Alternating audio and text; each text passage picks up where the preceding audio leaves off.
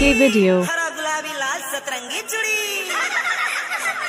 चूड़ी वाला, अरे आतो आतो।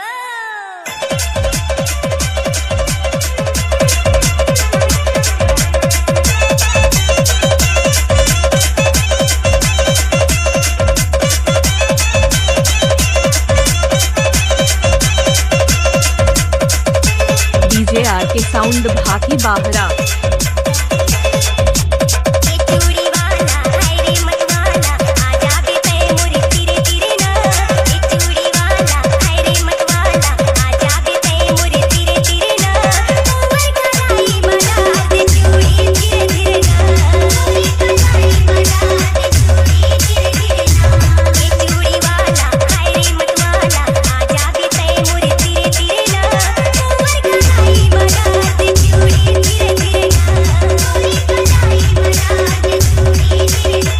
रवि के वीडियो।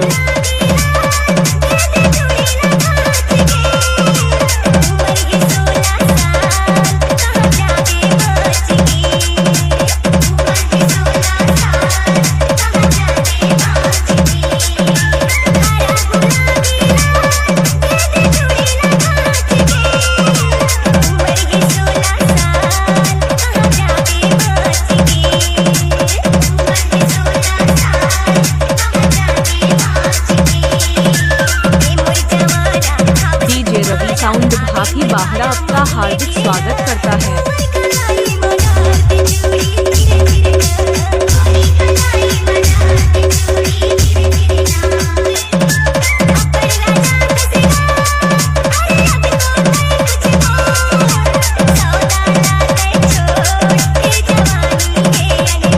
डीजे रवि आपका हार्दिक स्वागत करता है।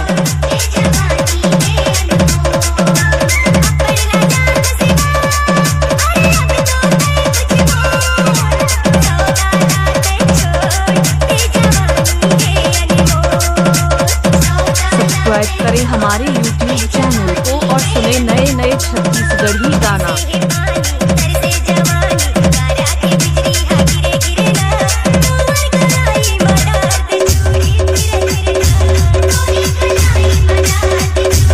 डीजे आर के साउंड भाकी बाहरा।